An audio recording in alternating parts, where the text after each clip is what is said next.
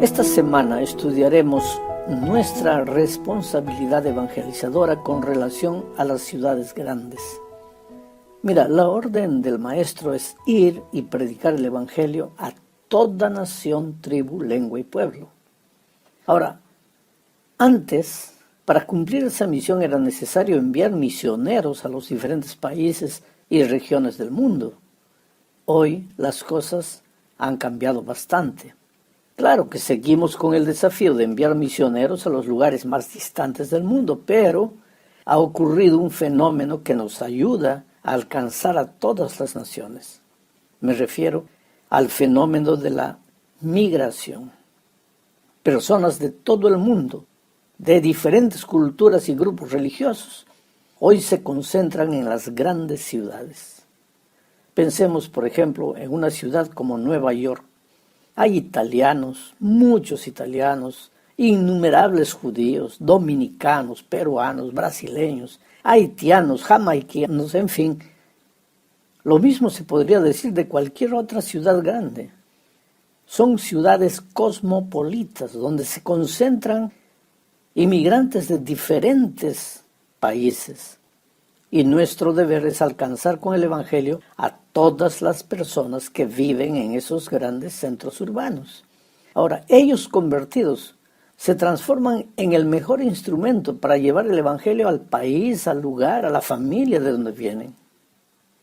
Ahora, necesitamos entender que la preocupación con la evangelización de las ciudades no empezó ahora, recientemente, en los últimos años, para la iglesia. Hagamos un poco de historia. Mira, la iglesia adventista nació en el campo. Somos originalmente una iglesia campesina. Los primeros adventistas fueron hombres y mujeres del campo. La primera iglesia adventista del séptimo día fue organizada en Washington, New Hampshire, en el campo. Hasta hoy existe ese pequeño templo de madera que puede ser visitado. Pero en aquellos tiempos Dios levantó a Elena de White como profetisa y consejera de su iglesia. Y ella ya en aquellos años, estoy hablando del siglo XIX, ella presentaba desafíos como estos, por ejemplo. Voy a leer una cita que está en el libro de Evangelismo, página 231. Millones en las ciudades pronto deberán decidirse. Las tinieblas espirituales que cubren la tierra actualmente se ven agravadas por los densos centros de población. Es en las ciudades de las naciones donde el obrero evangélico encuentra la mayor impenitencia y la mayor necesidad. Aquí está el desafío que ella presentaba a la iglesia en el siglo XIX, de salir del campo donde estaba a evangelizar las ciudades grandes. Otra cita que está en el libro de Evangelismo, página 265. Como pueblo necesitamos acelerar la obra en las ciudades. Esta obra ha sido actualizada por la falta de obreros, medios y espíritu de consagración. En este tiempo el pueblo de Dios necesita volver el corazón plenamente a Él, pues el fin de todas las cosas está cerca.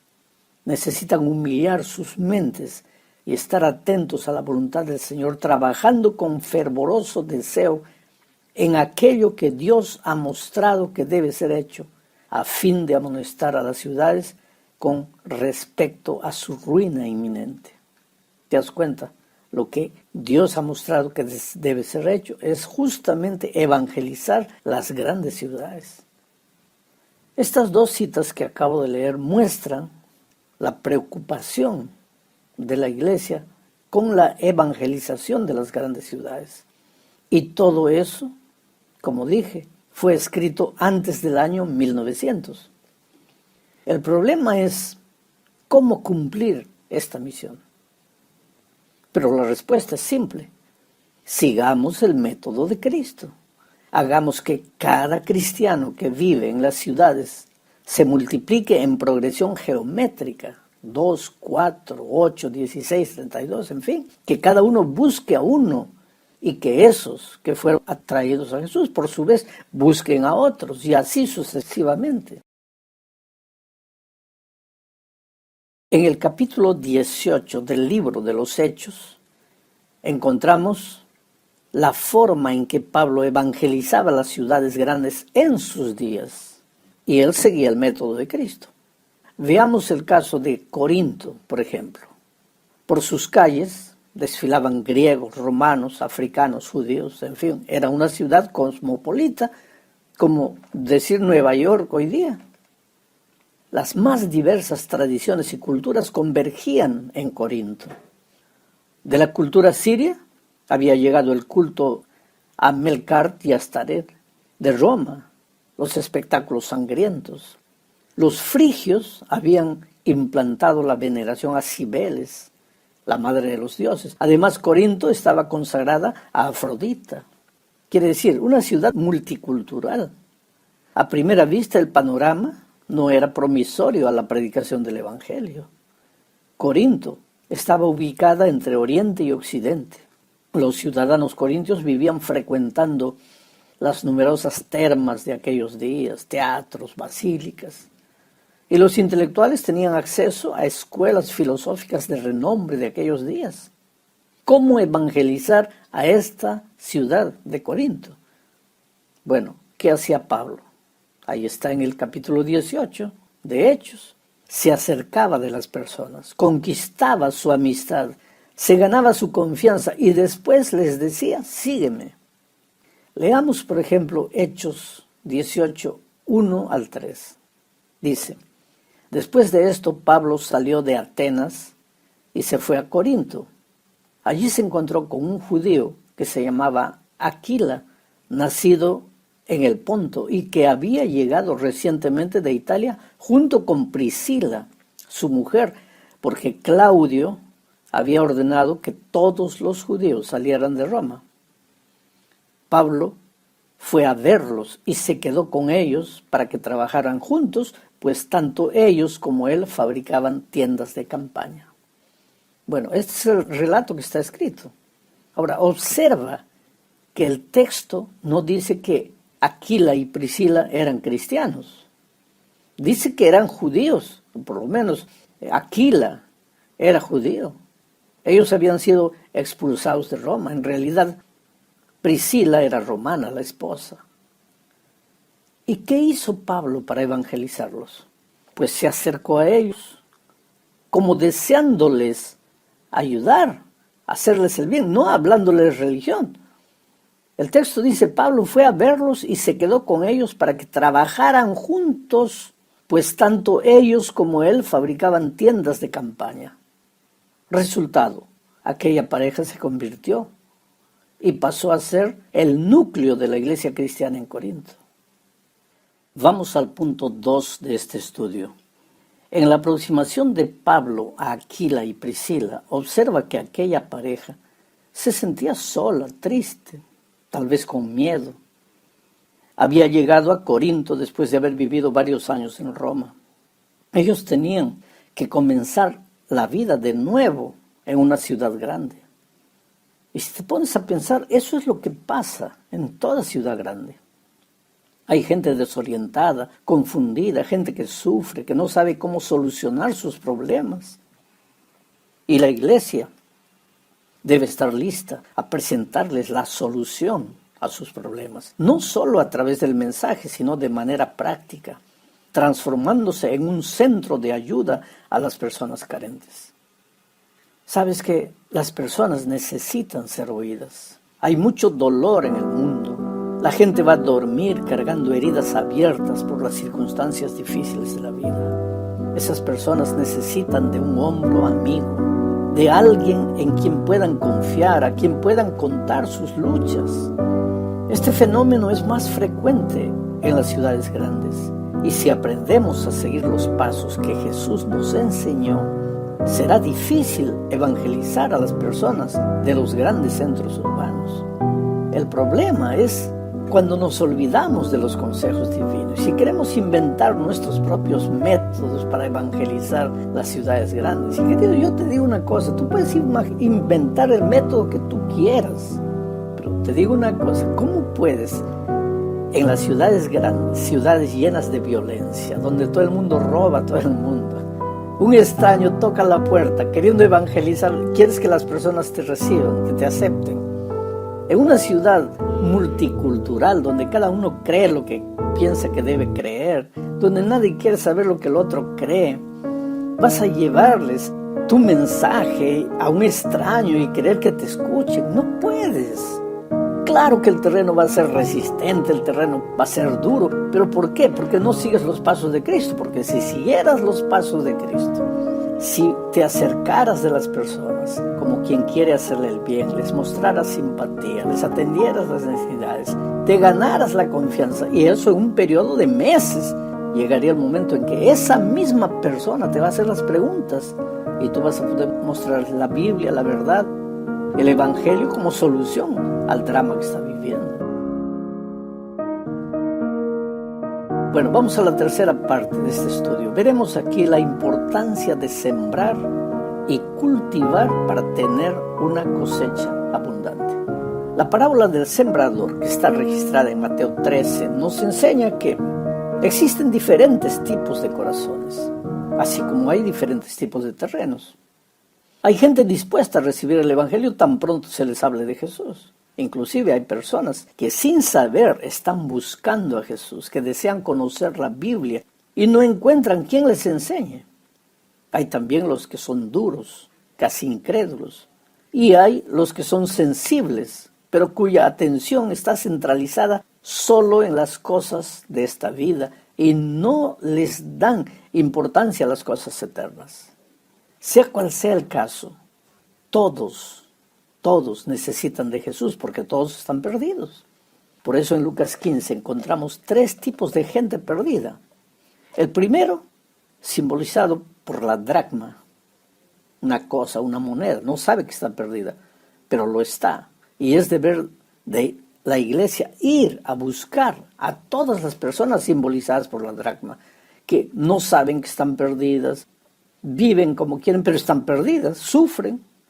En segundo lugar están los simbolizados por la oveja. La oveja sí sabe que está perdida, aunque no sabe el camino, no conoce el camino para regresar. Pues el deber de la iglesia es mostrar el camino a estas personas. En tercer lugar están los simbolizados por el hijo pródigo. El hijo pródigo sabía que estaba perdido, conocía el camino de vuelta, pero le faltaba un estímulo, pues es deber de la iglesia también traer de vuelta a los que un día estuvieron con nosotros y hoy por algún motivo están lejos de Dios y lejos de la iglesia. Ahora, esos variados tipos de personas y de corazones viven en las grandes ciudades. ¿Cómo alcanzarlos? En todos los casos, el método de Cristo es el único que nos ayudará al acercarnos de las personas para traerlas a Jesús. Nadie resiste a la atracción del amor.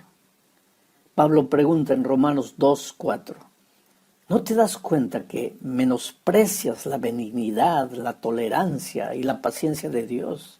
¿Y que ignoras que su benignidad busca llevarte al arrepentimiento? Ah, mi amado, es el amor de Dios el que conduce a las personas al arrepentimiento. No importa el tipo de terreno, nadie resiste a la atracción del amor. Y los cristianos hemos sido enviados al mundo, a las personas, a mostrarles el amor de Dios.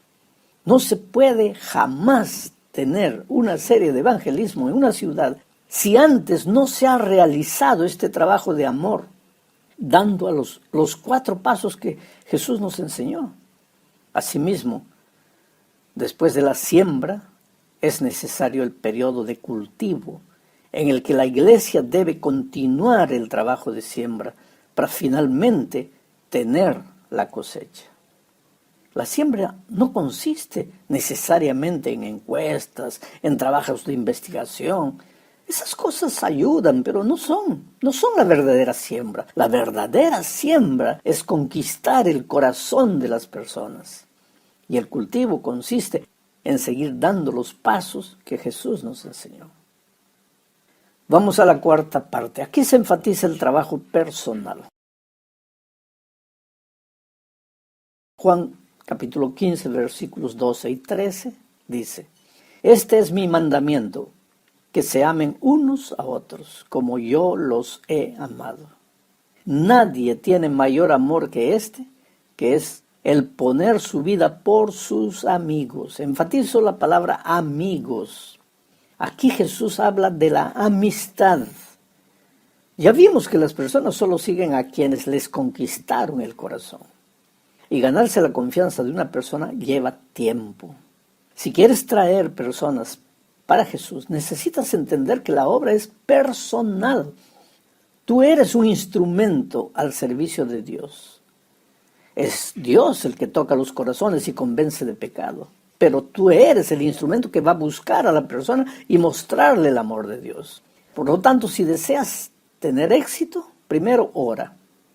Después escoge a la persona que deseas traer a Jesús. Y después empieza a orar por ella todos los días. No te canses de hacerlo. Cuando hagas esto sucederán dos cosas. Primero, al mismo tiempo que el Espíritu va trabajando en el corazón de la persona, tú irás creciendo en tu experiencia espiritual. La oración te mantiene en comunión con Jesús. Después que hayas hecho, presta atención a los consejos divinos. Sabes que hay abundantes consejos en el espíritu de profecía afirmando que la misión de traer personas para Él es algo simple y sin complicaciones, pero es personal. Para empezar, voy a leer la cita de Evangelismo, página 238. Dice, la comisión divina no necesita reforma. Coloca bien esto en la cabeza. La comisión divina no necesita reforma. La manera que Cristo tiene de presentar la verdad no puede mejorarse. Preservad la sencillez de la piedad. Me impresionan las palabras sencillez y piedad. Nada de complicaciones, ni sofisticaciones.